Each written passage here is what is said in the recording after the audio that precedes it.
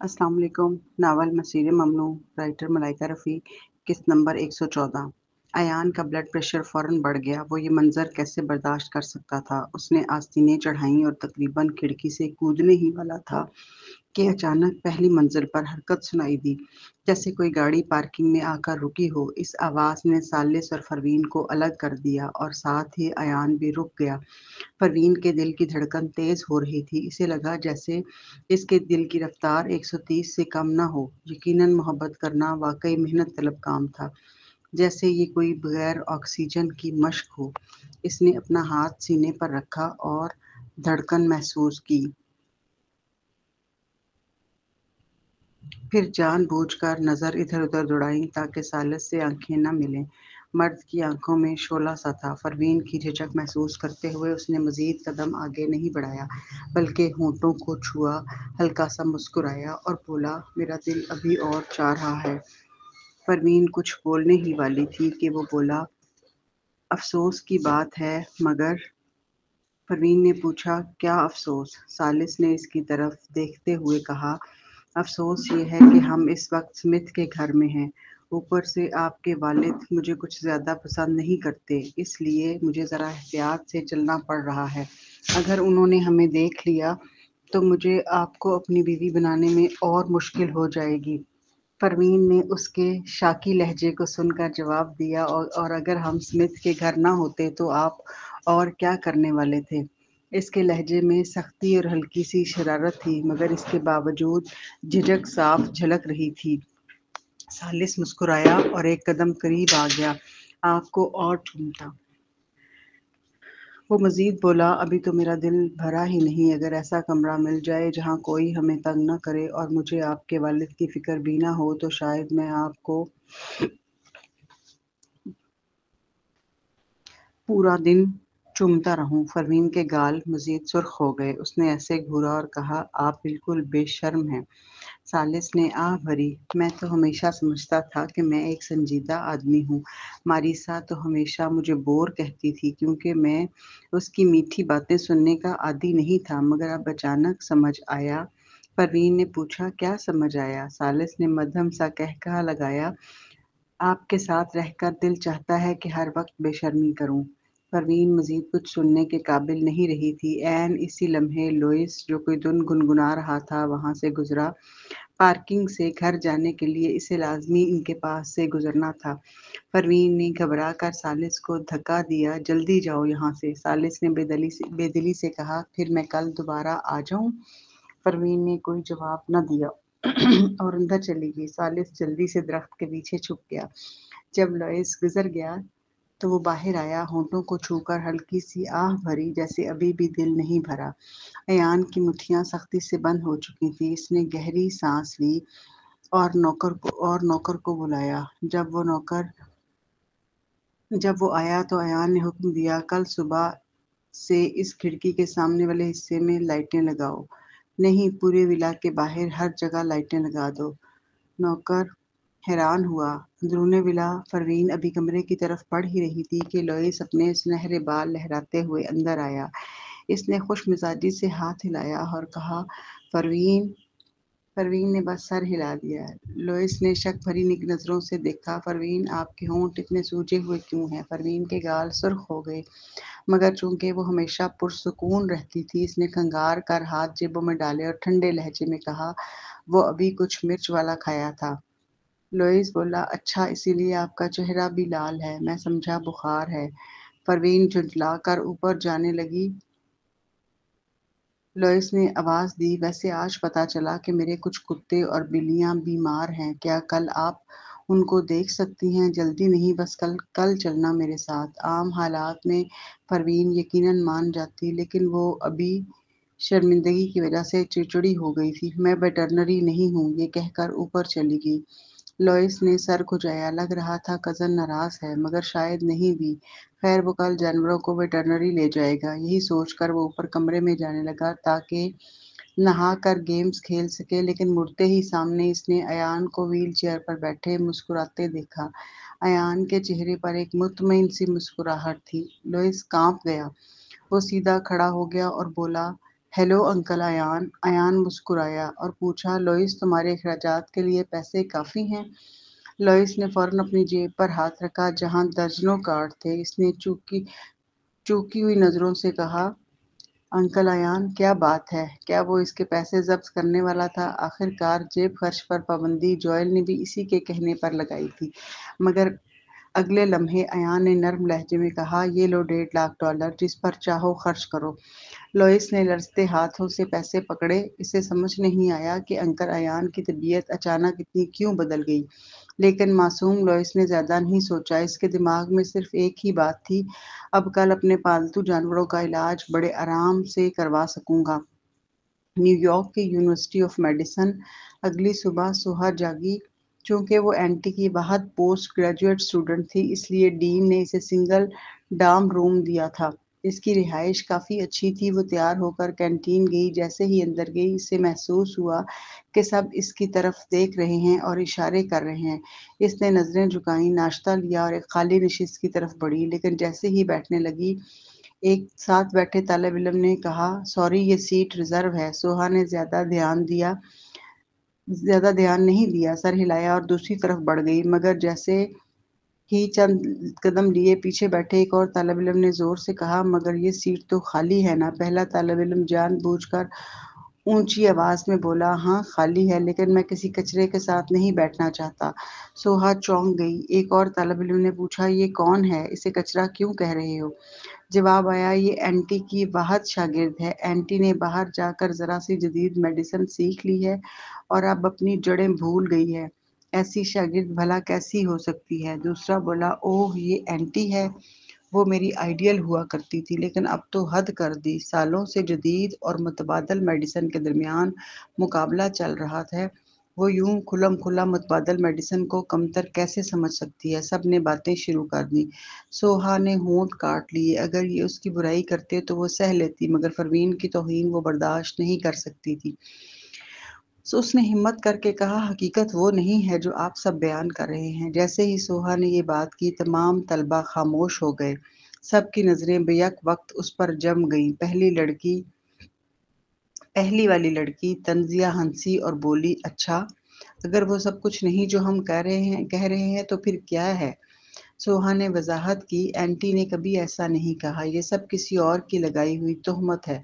وہ لڑکی ہنسی، تہمت؟ آخر کوئی صرف اس پر تہمت کیوں لگائے گا؟ اگر یہ سب جھوٹ ہے تو پھر بلین کا کیا؟ بلین تو اس کا دوست ہے، وہی تو لوگوں کو مقابلے میں شریک کر رہا ہے۔ جب معاملہ یہاں تک پہنچ چکا ہے تو تم یہ سب تہمت کہہ رہی ہو؟ بڑی ہنسی آ رہی ہے۔ ایک اور لڑکے نے کہا، ہاں بالکل، جدید میڈیسن کے کچھ طلبہ بھی اینٹی کے ساتھ متفق ہیں اور اس کی حمایت کے لیے لوگوں کو جمع کر رہے ہیں۔ تم اینٹی کی شاگرد ہو اور اسکول میں آ کر یہ سب کہہ رہی ہو؟ حیرت ہے مجھے۔ یہ سب طلبہ متبادل میڈیسن والے تھے۔ اینٹی کے خلاف ان کا بغض فطری تھا۔ سوہا نے ہاتھ ہلائے، نہیں ایسا نہیں ہے، اینٹی متبادل میڈیسن کا بہت احترام کرتی ہے، سچ مچ انہوں نے کبھی ایسی بات نہیں کی، براہ کرم غلط نہ سمجھیں۔ یہ سن کر وہ سب لمحہ بھر کو چونکے، مگر پھر اچانک ایک لڑکے نے کہا، سوہا تمہیں کیا ہو گیا؟ اگر اینٹی نے کہا بھی ہے تو کیا ہوا؟ ہم سب نے جدید میڈیسن پڑھی ہے، اگر ہم متبادل میڈیسن کو کمتر سمجھتے ہیں تو کیا ہوا؟ متبادل میڈیسن تو جادو ٹونے سے نکلی ہے۔ ہم تو پھر بھی چھپ کر اینٹی کو سپورٹ کر رہے تھے اور تم اس کی شاگرد ہو کر سب سے پہلے غداری کر رہی ہو۔ بہت شرم کی بات ہے۔ بالکل، اگر تمہیں متبادل میڈیسن اتنی اچھی لگتی ہے تو وہی پڑھ لو، کیوں جدید میڈیسن کی سیٹ ضائع کر رہی ہو؟ اوپر سے اینٹی نے صرف تمہیں شاگرد بنایا اور تم بجائے اس کی عزت بڑھانے کے اسے شرمندہ کر رہی ہو۔ ہاں بالکل، بہت زیادہ ہو گیا یہ۔ جدید میڈیسن کے طلباء کو یقین تھا کہ سوہا جھوٹ بول رہی ہے تاکہ متبادل میڈیسن والوں کو خوش کر سکے۔ سب نے یکے بعد دیگرے اس پر تنقید شروع کر دی۔ تم تو واقعی بے شرم ہو کہ متبادل والوں کی خوشامد کر رہی ہو۔ ہاں، تم اپنے استاد سے بھی غداری کر سکتی ہو۔ اگر اینٹی کو پتہ چلا کہ اس نے تمہیں شاگرد بنایا ہے تو وہ کتنا غصہ کریں گی۔ یہ سب سن کر سوہا کے آنسو نکلنے ہی والے تھے۔ وہ پریشانی سے بولی، میں نے خود اینٹی سے پوچھا ہے، انہوں نے کبھی متبادل میڈیسن کی بے عزتی نہیں کی، آپ لوگ غلط سمجھ رہے ہیں۔ ایک نے فوراً کہا، غلط فہمی، تمہاری باتیں دوگلی نہیں ہیں؟ کیوں متبادل والوں نے تمہیں کیا فائدہ دیا ہے کہ تم اینٹی پر بوجھ بن رہی ہو؟ بالکل، جدید میڈیسن ہمیشہ سے متبادل میڈیسن کے خلاف رہی ہے۔ اینٹی نے اگر کہا بھی تو کیا غلط کہا؟ سوہا، اگر ڈر لگ رہا ہے تو اینٹی سے پڑھنا ہی چھوڑ دو۔ اب تو دونوں طرف سے حملے شروع ہو گئے۔ جب متبادل میڈیسن والے طنزیہ بولے، ہاں ہمیں اینٹی کی شاگرد کی ضرورت نہیں، کیا کچرا ہماری دنیا کو چیلنج کرے گا؟ بالکل، تم سمجھتی ہو جدید میڈیسن اتنی اعلیٰ ہے؟ جدید میڈیسن سے پہلے تو ہمیشہ متبادل میڈیسن ہی بیماریوں کا علاج کرتی رہی ہے۔ اصل ماہر متبادل حکیم تم جیسوں سے 1000 گنا بہتر ہیں جو صرف آلات اور چاقو سے علاج کرتے ہیں۔ جدید میڈیسن کے طلباء مزید برداشت نہ کر سکے۔ ہاں مذاق ہے یہ، دیکھ لیں گے۔ مقابلے میں ہمارے پاس ولین اور اینٹی جیسے بڑے نام ہیں، تمہارے پاس کون ہے؟ صرف کچھ بوڑھے لوگ۔ متبادل والے ہنسے۔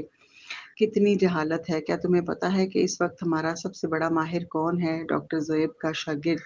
پورے متبادل میڈیسن نے مل کر اسے بلایا ہے تاکہ مقابلے میں ہماری عزت بحال کر سکے۔ ہاں، ایک اصلی حکیم کے سامنے ولین کیا، اینٹی بھی جھک کر اسے باپ پکارے گی۔ ابھی دیکھتے ہیں کون کس کو باپ پکارتا ہے۔ صرف بڑکے نہ مارو۔ ہاں، دیکھ لیں گے۔ یوں کینٹین میں جدید اور متبادل میڈیسن کے طلباء دو گروپوں میں تقسیم ہو گئے۔ سوہا نے مزید سمجھانے کی کوشش کی مگر کوئی سننے کو تیار نہ تھا۔ متبادل والے اس سے نفرت کر رہے تھے کیونکہ وہ اینٹی کی شاگرد تھی۔ جدید والے اس سے اور بھی زیادہ نفرت کر رہے تھے کیونکہ انہوں نے سوچا کہ وہ جھوٹ بول رہی ہے۔ نتیجہ یہ ہوا کہ وہ دونوں طرف سے تنہا ہو گئی۔ سوہا نے گہری سانس لی، کھانے کا ڈبہ اٹھایا اور اپنے کمرے میں جا کر کھانا کھایا۔ کھانے کے بعد وہ یونیورسٹی گئی تاکہ اس ہفتے کا اسائنمنٹ لے سکے۔ گریجویشن عام طور پر اپنے مینٹور کے ساتھ سرجری میں شریک ہو کر سیکھتے تھے۔ چونکہ سوہا اینٹی کی شاگرد تھی اس لیے ڈائریکٹر اس کا خاص خیال رکھتا تھا اور اسے اچھے مواقع ملتے تھے۔ آج اسے ڈاکٹر لارسن کے ساتھ جانا تھا۔ وہ اسپتال فائنسٹ کی چیف نیورو سرجن تھیں اور آج دماغ کی بڑی سرجری کرنی تھی۔ سوہا جیسے ہی رپورٹ کرنے گئی، ڈاکٹر لارسن نے اسے دیکھتے ہی ماتھا سکیڑا۔ تم یہاں کیا کر رہی ہو؟ سوہا چونک گئی۔ ٹیچر، میں آپ سے سیکھنے آئی ہوں۔ ڈاکٹر لارسن نے سخت لہجے میں کہا، ہاں ہاں، میری سرجری میں کسی کو اجازت نہیں۔ یہ کہہ کر وہ اندر گئی تاکہ کپڑے بدل لیں۔ سوہا حیران رہ گئی۔ ساتھ کھڑے اسسٹنٹ نے لب بھینچ کر کہا، تمہاری اینٹی سے غداری کی خبر ڈاکٹر لارسن تک پہنچ گئی ہے۔ وہ ایک لمحہ بھی برداشت نہیں کر سکتی۔ اس سرجری میں تم شریک نہیں ہو سکتی۔ دوسرے نے بھی کہا، ہاں کمال ہے تمہارا۔ چند متبادل طلباء کی تنقید برداشت نہیں کر سکیں اور ہار مان گئی۔ تم نے اینٹی کو شرمندہ کر دیا۔ ریسرچرز کا ایک گروہ اس پر انگلیاں اٹھاتا ہوا آپریشن تھیٹر میں کپڑے بدلنے چلا گیا اور سوہا اکیلی کھڑی رہ گئی۔ اس کی آنکھیں سرخ ہو گئی اور اس نے ہونٹ کاٹ لیے۔ اتنے میں اسکول کا ایک سینئر آیا جو انٹرنشپ کا ذمہ دار تھا۔ اس نے فائل پکڑائی۔ سوہا، یہ تمہارا اگلا اسٹڈی اسائنمنٹ ہے۔ سوہا نے پکڑا اور دیکھتے ہی چونک گئی۔ سینئر، میں تو ویٹرنری نہیں ہوں۔ سینئر نے طنزیہ ہنسی کے ساتھ کہا، وہی کرو جو کہا ہے وہی کرو۔ پڑھائی میں بھی چناؤ کرنے لگی ہو۔ ویٹرنری میں بھی دماغ کی سرجری ہوتی ہے۔ جانوروں کے دماغ دیکھو پھر انسانوں سے فرق سمجھو۔ سوہا جانتی تھی کہ یہ سب بکواس ہے مگر اس کے پاس کوئی چارہ نہیں تھا۔ پروین پہلے ہی بہت پریشانی میں تھی۔ سوہا مزید بوجھ نہیں ڈالنا چاہتی تھی۔ اس نے فائل اٹھائی اور ویٹرنری ڈپارٹمنٹ کی طرف چل دی۔ سینئر نے اسے جاتے دیکھا اور لیب میں داخل ہوا۔ وہاں ڈاکٹر لارسن چینجنگ روم میں فون ہاتھ میں لیے کھڑی تھی۔ انہوں نے کہا، تیاری کرو، ابھی اینٹی کو فون کرتی ہوں اور بتاتی ہوں کہ اس کی شاگرد نے کیا گل کھلایا ہے۔ سینئر نے فوراً سر ہلایا۔ جی۔ دیگر طلباء سرجری کے آلات تیار کر رہے تھے۔ ڈاکٹر لارسن نے فون اٹھایا اور پروین یعنی اینٹی کو کال کی۔ بدقسمتی سے کسی نے فون نہیں اٹھایا۔ ڈاکٹر لارسن نے بھویں سکیڑ لی۔ در حقیقت وہ دل سے کبھی بھی اینٹی کو پسند نہیں کرتے تھے۔ وہ صرف نام کی استاد تھی لیکن کبھی اسکول میں نظر نہیں آئی۔ اتنی کم عمری میں اتنی بڑی شہرت اور عام حالات میں تو اس سے رابطہ بھی نہیں کیا جا سکتا تھا ابھی کی طرح۔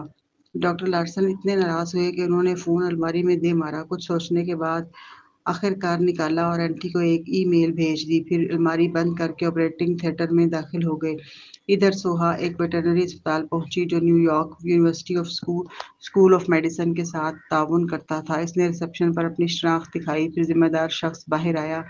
वेटरनरी साइट पर मगरबी तिब की टीम का एक सीनियर इंचार्ज था। इसने सोहा को देखा तो हैरान होकर बोला, तुम्हें वेटरनरी के पास क्यों भेजा गया है? न्यूरो सर्जरी डिपार्टमेंट के तलबा तो स्कूल में सबसे ज्यादा मकबूल होते हैं। सोहा झीमते हुए मुस्कुराकर कोई जवाब न दिया। सीनियर ने इसका स्टूडेंट आईडी देखा। सोहा, तुम्हारी प्रोफेसर एंटी है। फिर वो चौंका। अच्छा, तो तुम प्रोफेसर एंटी की शागिर्द हो? सोहा ने सर हिला दिया। सीनियर ने स्कूल वालों से राब्ता किया और वजह पूछी।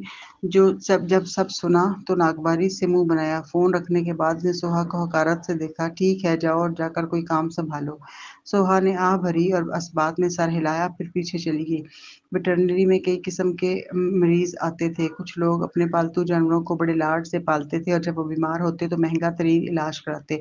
दूसरी तरफ कुछ आवारा जानवर थे जिन्हें फलाही इदारे लाते थे। ये जानवर ज्यादातर गंदे और बीमार होते, अक्सर मतदी अमराज भी रखते थे। ऐसे जानवरों का इलाज अक्सर कोई पसंद नहीं करता, क्योंकि ना इसमें पैसे मिलते हैं और ना ही नाम। जैसे ही सोहा पीछे पहुंची, एक ने इशारा किया, ये दो बिल्ली के बच्चों को नहला दो। सोहा चौंकी। वो कभी जानवरों से ज्यादा करीब नहीं रही थी और सबसे बढ़कर वो बिल्ली के बालों से एलर्जी रखती थी। उसने रुक कर कहा, माफ कीजिए, मुझे बिल्ली के बालों से एलर्जी है। तो ये सुनते ही सामने वाली ने तंजिया मुंह बनाया। अगर तुम्हें बिल्ली के बालों से एलर्जी है तो फिर वेटरनरी क्यों आई हो? क्या मजाक उड़ाने आई हो? सोहा ने होंठ काट कर कहा, मैं वेटरनरी नहीं हूँ। अगर वेटरनरी नहीं हो तो यहाँ क्यों हो? सोहा ने होंठ काट कर कहा, मैं वेटरनरी नहीं हूँ। अगर वेटरनरी नहीं हो तो यहाँ क्यों हो?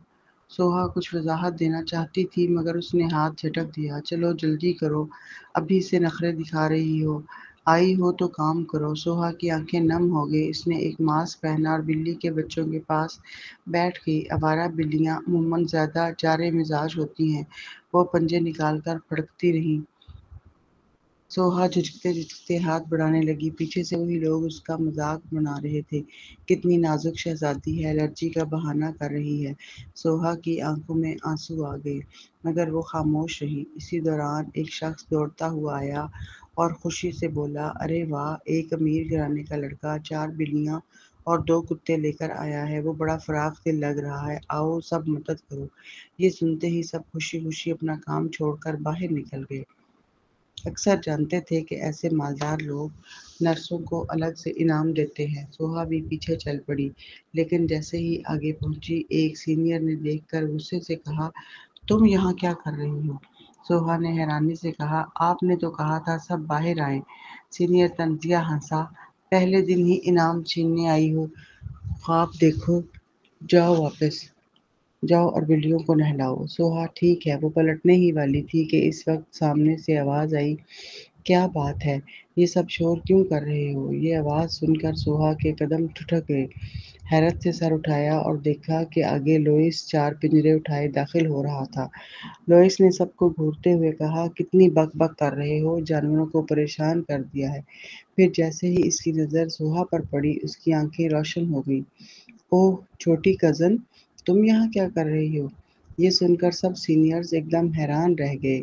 ये मालदार मेहमान जिसे वो खुश करने की कोशिश कर रहे थे, अभी-अभी जिस लड़की को वो डांट रहे थे, उसे किस नाम से पुकार रहा था? छोटी कज़न?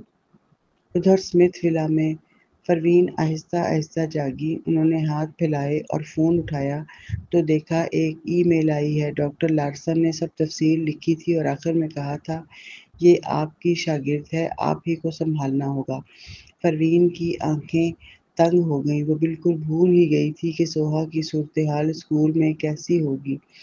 खुद वो स्मिथ फैमिली में छुपी बैठी थी, इसलिए कोई उन पर सीधा इल्ज़ाम नहीं लगा सकता था। लेकिन सोहा, वो बिल्कुल तन्हा थी। ये सोचते ही परवीन ने फ़ौरन सोहा को कॉल की। परवीन ने फ़ौरन उठाया गया। परवीन ने पूछा, क्या वो सब मुझसे नाराज़ होकर तुम्हें सता रहे हैं? सोहा ने बगैर हिचकिचाए कहा, नहीं।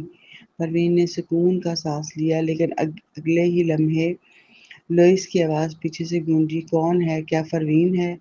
जल्दी बताओ उसे कि तुम्हें पालतू जानवरों के अस्पताल भेज दिया गया है। سوہا اصل میں پروین کو تکلیف نہیں دینا چاہتی تھی۔ آخر کار اس نے ماضی میں غلط فہمی میں سمجھا تھا کہ ان کا خون کا رشتہ ہے، لیکن اب وہ جان چکی تھی کہ ایسا نہیں ہے۔ پروین نے پھر بھی اسے پہلے جیسا ہی مان دیا۔ یہ اس کے لیے کافی تھا۔ اسے محتاط رہنا تھا۔ مزید یہ کہ مقابلہ شروع ہونے والا تھا۔ اگر اسے تھوڑی سی بھی تکلیف سہنی پڑ جائے تو بھی یہ صرف اگلے 2 دن کی بات تھی۔ اس لیے سوہا نے کچھ کہنے کا ارادہ نہیں کیا، لیکن اس نے کبھی سوچا بھی نہ تھا کہ اسی وقت لوئس مداخلت کر دے گا، اور مزید یہ کہ لوئس نے اس کا فون بھی چھین لیا۔ سنہری بالوں والا لوئس موبائل پر تیزی سے ٹائپ کرنے لگا۔ پروین، کیا تم اپنی اس چھوٹی کزن کی حفاظت کرنے والی نہیں ہو؟ تمہیں پتہ ہے کہ اسے پالتو جانوروں کے اسپتال بھیج دیا گیا ہے اور وہاں اسے بری طرح ستایا جا رہا ہے۔ اسے بلی کے بالوں سے الرجی ہے۔ دیکھو اس کے چہرے پر دانے نکل رہے ہیں۔ جلدی آؤ اور اسے بچاؤ، ورنہ تمہاری یہ چھوٹی کزن ظلم سے مر جائے گی۔ سوہا فون چھیننا چاہتی تھی، مگر لوئس چھلانگ لگا کر پیچھے ہٹا اور اسے دینے سے انکار کر دیا۔ فون میں پروین نے پوچھا، کون سا پالتو اسپتال؟ لوئس نے اسپتال کا نام بتا دیا۔ پروین نے اس بات میں جواب دیا، ٹھیک ہے۔ لوئس بولتا ہی گیا، صرف ٹھیک ہے کہنا کافی نہیں، فوراً یہ معاملہ حل کرنا ہوگا تمہیں۔ تمہاری کزن بہت کمزور ہے۔ جب اسے ڈانٹا گیا تو اس نے ایک لفظ بھی نہ کہا۔ وہ واقعی بہت بیچاری ہے۔ تم میرا فون واپس کرو۔ سوہا نے غصے سے ہاتھ بڑھایا، مگر لوئس اس سے لمبا تھا، وہ فون نہ چھین سکی۔ سوہا نے چھلانگ لگائی، لیکن توازن بگڑ گیا اور وہ ایک طرف گرنے لگی۔ ارے سنبھالو! لوئس نے اس کی کمر تھام لی اور خود کو ڈھال بنایا۔ دونوں زمین پر گر پڑے۔ سوہا اس کے اوپر گری۔ ایک لمحے کے لیے دونوں کا قریبی رابطہ ہو گیا۔ سوہا نے صدمے سے لوئس کو دیکھا۔ لوئس نے اس کے لال چہرے کو قریب سے دیکھا۔ وہ اتنا نزدیک تھا کہ سوہا گھبرا گئی۔ اس نے فوراً ہاتھ بڑھا کر اٹھنے کی کوشش کی، لیکن اس کا ہاتھ لوئس کے سینے پر پڑ گیا۔ لوئس نے اونچی آواز میں کہا، اف سوہا، تم تو میرا فائدہ اٹھا رہی ہو۔ سوہا جلدی سے کھڑی ہو گئی اور فون اٹھا لیا۔ وہ پروین کو کہنا چاہتی تھی کہ فکر نہ کرے، لیکن دیکھا کہ کال پہلے ہی کٹ چکی ہے۔ سوہا نے غصے سے لوئس سے کہا، تم نے کیوں پروین کو پریشان کیا؟ لوئس، وہ تمہاری بہن ہے، ہم سب خاندان والے ہیں، تمہاری مدد کرنا کیسے پریشانی ہوئی؟ لوئس پراعتماد انداز میں دیکھتا رہا۔ سوہا اتنے غصے میں تھی کہ کچھ بول نہ سکی۔ اس نے دانت بینچ لیے۔ لوئس نے کہا، اچھا، پروین نے کہا ہے تم واپس یونیورسٹی چلی جاؤ، تمہیں اب یہاں رہنے کی ضرورت نہیں ہے۔ سوہا نے سر ہلایا اور چل دی۔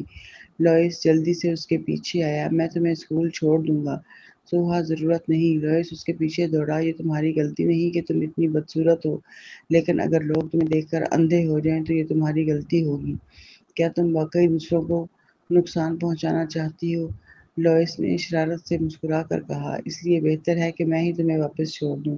New York University of Medicine. Parveen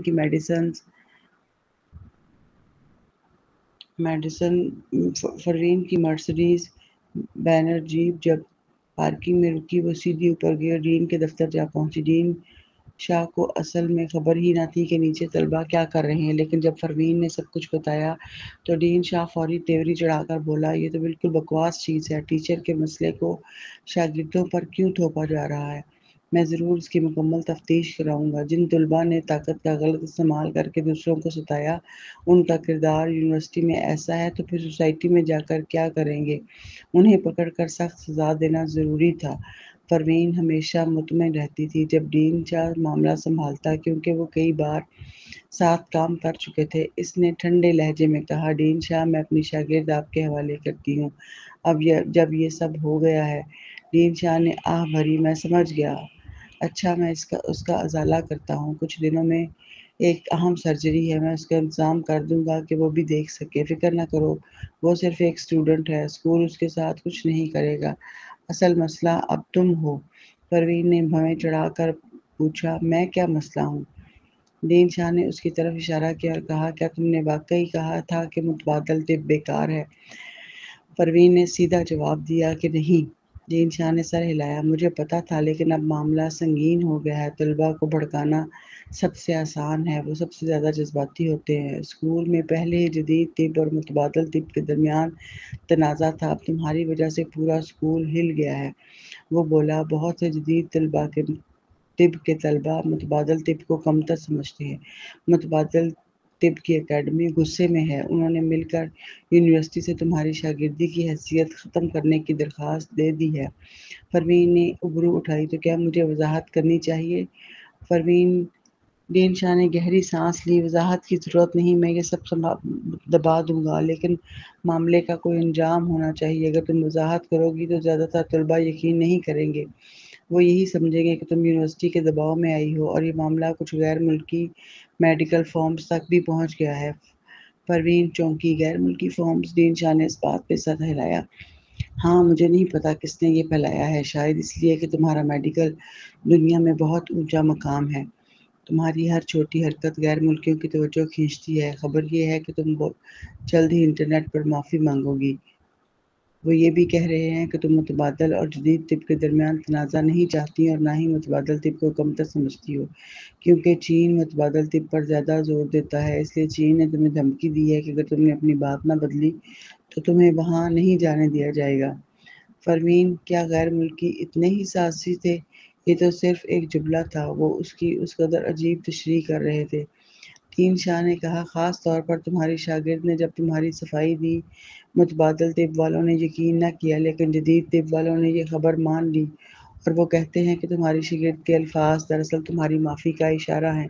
اس لیے اب تم واقعی مشکل میں ہو۔ اگر وہ سب کے سامنے معافی مانگتی تو غیر ملکیوں کی بات سچ ثابت ہو جاتی، اگر وہ معافی نہ مانگتی تو اسے یہ الزام ماننا پڑتا۔ دین شاہ کا سر درد سے پھٹ رہا تھا۔ پروین نے ابرو اٹھائی۔ اسی وقت اس کا فون بجا۔ اس نے دیکھا کہ ٹرو مین کا میسج آیا ہے۔ کیا میری ترتیب سے تم مطمئن ہو ڈاکٹر اینٹی؟ پروین نے جب یہ جملہ دیکھا تو اچانک سب کچھ سمجھ گئی۔ باہر ملکوں میں لوگوں نے اس کے الفاظ پر اتنی توجہ کیوں دی؟ اصل میں یہ سب ٹرو مین کی چال تھی۔ بیپ بیپ کی آواز سے ٹرو مین کا دوسرا پیغام آیا۔ اب تو تم متبادل طب کی دنیا میں بھی زندہ نہیں رہ سکتی، میں تمہیں راستہ دکھا سکتا ہوں۔ پروین نے ہونٹوں پر ہلکی مسکراہٹ لاتے ہوئے سست روی سے ٹائپ کیا، بتاؤ۔ ٹرو مین، میرے ساتھ آؤ، ہمارے ساتھ شامل ہو جاؤ، نیو یارک چھوڑ دو۔ تمہاری جدید طب کی مہارت ہر ملک میں اعلیٰ مقام رکھے گی، تمہیں عزت ملے گی۔ پروین حیران ہوئی کہ یہ ٹرو مین واقعی اپنی بات سے باز ہی نہیں آتا تھا، لیکن اس بار وہ کچھ تھک سی گئی۔ اس نے سر جھکا کر آہستگی سے کہا، چلو ایک شرط لگا لیتے ہیں۔ ٹرو مین، کس چیز کی شرط؟ پروین، یہ شرط کہ میں اس بحران سے محفوظ نکل سکوں گی یا نہیں۔ اگر میں ہار گئی تو تمہارے ساتھ چلی جاؤں گی، لیکن اگر میں جیت گئی تو تمہیں میرے 5 سوالوں کے جواب دینا ہوں گے۔ ٹرو مین، 5 سوال؟ تم واقعی لالچی ہو۔ پروین ابھی جواب دینے ہی والی تھی کہ ٹرو مین نے ایک اور پیغام بھیجا، لیکن کوئی مسئلہ نہیں، اس بار میں تمہیں آسانی سے نہیں چھوڑوں گا۔ ہوٹل میں پیغام بھیجنے کے بعد ٹرو مین کے ہونٹوں پر ایک سیاہ مسکراہٹ ابھری۔ ساتھ بیٹھے شخص نے پوچھا، چھوٹے ماسٹر، کیا ہم واقعی اسے اس طرح دبا سکتے ہیں؟ ٹرو مین نے مسکرایا، جانتے ہو باصلاحیت لوگ سب سے زیادہ کس چیز سے نفرت کرتے ہیں؟ کس چیز سے؟ ضابطے اور پابندی سے۔ ٹرو مین گھورتے ہوئے بولا، وہ شکست ماننے کو تیار ہی نہیں۔ کوئی شخص جو میرے آگے نہ جھکے وہ یونیورسٹی آف میڈیسن کے قوانین کو کیسے برداشت کرے گا؟ چاہے وہ مقابلہ جیتے یا ہارے، معافی مانگے یا اس الزام کو قبول کرے، وہ یا تو یونیورسٹی سے نکالی جائے گی یا پھر ان کے قابو میں آ جائے گی۔ آخر کار وہ برداشت نہیں کرے گی اور خود ہی چھوڑ دے گی۔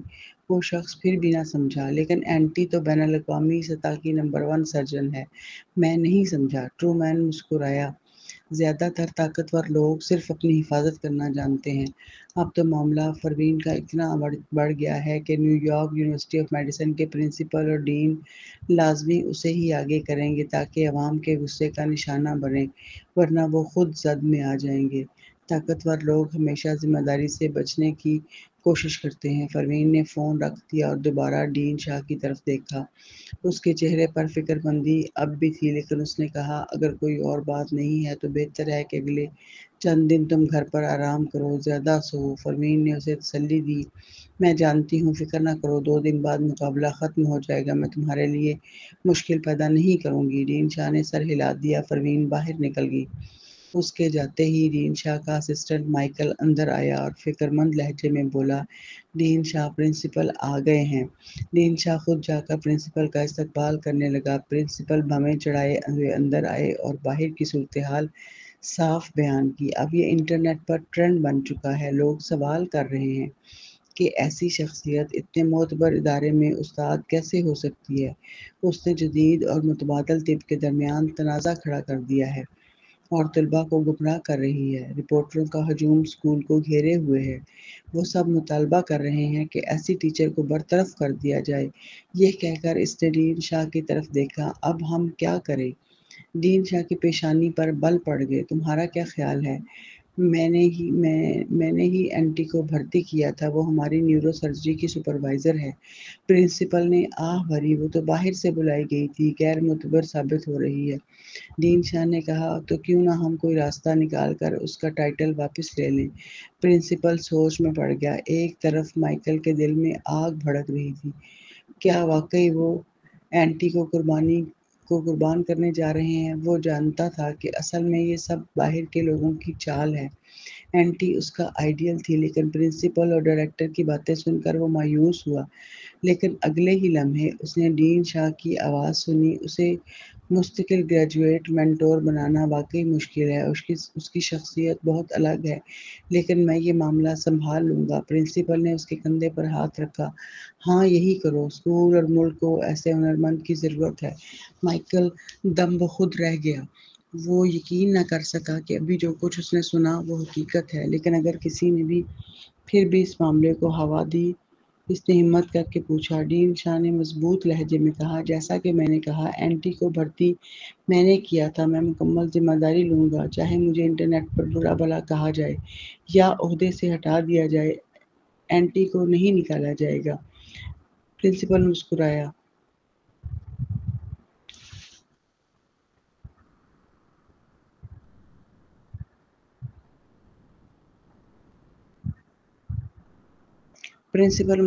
ڈین شاہ، یہ ذمہ داری صرف تمہاری نہیں، میں new York University of medicine کا پرنسپل ہوں۔ ریسرچ تمہارا کام ہے، لیکن ایسے معاملات میں میرا ادارہ ہمارا ادارہ رپورٹروں کے دباؤ میں آ کر کمزور نہیں پڑ سکتا۔ ڈین شاہ خاموش ہوا تو پرنسپل نے کہا، اوپر والے حکام بھی آ چکے ہیں، اصولاً اینٹی کو وقتی طور پر معطل کیا جائے گا تاکہ تفتیش ہو سکے، لیکن میں نے یقین دہانی کرا دی ہے کہ یہ سب باہر والوں کی سازش ہے۔ اگر اینٹی نے واقعی ایسا کہا یا موقع پا کر نیو یارک چھوڑنے کی کوشش کی تو میں خود مکمل ذمہ داری لوں گا۔ ڈین شاہ کی آنکھیں نم ہو گئی۔ دونوں بزرگوں نے ایک دوسرے کی طرف دیکھا اور مسکرائے۔ مائیکل ایک طرف کھڑا یہ سب دیکھ رہا تھا۔ اس کی دل میں ایک آگ جل اٹھی۔ یہی تو اصل اتحاد تھا۔ ملک پہلے سے زیادہ طاقتور ہو رہا تھا۔ ایسے گرم جوش تحفظ کے ساتھ یہ اپنے نایاب ہنرمندوں کو کبھی مایوس نہیں کرے گا۔ شام ڈھل گئی۔ یونیورسٹی میں پروین کو پرنسپل اور ڈین شاہ کی مشکلات کا کچھ پتہ نہ تھا۔ وہ نہیں جانتی تھی کہ معاملہ اتنا بگڑ چکا ہے۔ میڈیکل مقابلہ اگلے دن ہونا تھا۔ لوگ سمجھے وہ اسی کی فکر کر رہی ہے، مگر حقیقت میں پروین اپنے فون کو گھور رہی تھی۔ اس پر سالس کا پیغام جگمگا رہا تھا، پروین، میں نیچے پہنچوں تو تمہیں کال کروں گا۔ اسے یہ پیغام آئے آدھا گھنٹہ ہو چکا تھا، لیکن سالس اب تک نیچے کیوں نہیں آیا؟